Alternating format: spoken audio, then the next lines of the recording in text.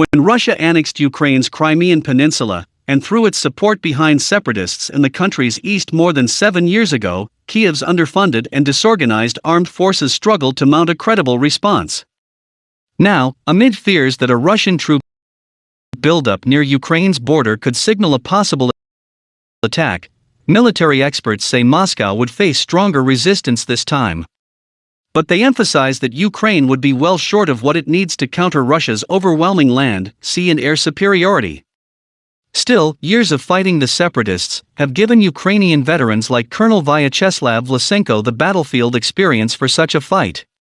In case of Russian aggression, "I will have no choice. Every Ukrainian is ready to die with arms in hands," said the highly decorated 53-year-old Vlasenko. Ukraine will never become a part of Russia. If we have to prove it to the Kremlin that Ukraine has the right for freedom and independence, we are ready for it.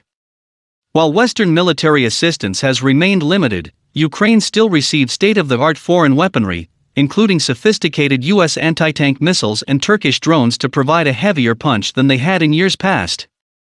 Vlasenko, who spent 4.5 years battling the rebels in the east in a conflict that has killed more than 14,000 people, said the country now has thousands of highly motivated and battle-hardened troops. "We Ukrainians are defending our land, and there is no place for us to retreat," said Vlasenko, adding that he takes his 13-year-old son to target practice so that he knows who our enemy is and learns to defend himself and fight back. Earlier this week, President Volodymyr Zelensky praised Ukraine's soldiers on a visit to an area near the conflict zone to mark a military holiday. Ukrainian servicemen are continuing to perform their most important mission to protect the freedom and sovereignty of the state from the Russian aggressor, Zelensky said. U.S. intelligence officials have determined that Russia has moved 70,000 troops near Ukraine's border and has made preparations for a possible invasion early next year. Moscow has denied any plans to attack Ukraine, rejecting Western concerns as part of a smear campaign. On Tuesday, U.S. President Joe Biden warned Russian President Vladimir Putin in a video conference that Moscow would face economic consequences like you've never seen if it invades Ukraine, although he noted that Washington would not deploy its military forces there. Putin reaffirmed his denial of planning to attack Ukraine, but emphasized that NATO's possible expansion to Ukraine was a red line for Moscow. If Russia attacks its neighbor, the 1 million-member Russian military would inevitably overwhelm Ukraine's armed forces, which number about 255,000.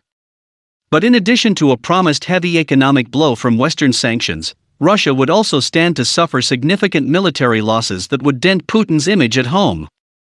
Ukrainian veterans and military analysts say the country won't surrender territory without a fight this time, unlike in 2014 in Crimea, where Russian troops in unmarked uniforms faced virtually no resistance in overtaking the Black Sea Peninsula. Ukraine will not become easy prey for the Russians. "There will be a bloodbath," Vlasenko said. "Putin will get hundreds and thousands of coffins floating from Ukraine to Russia.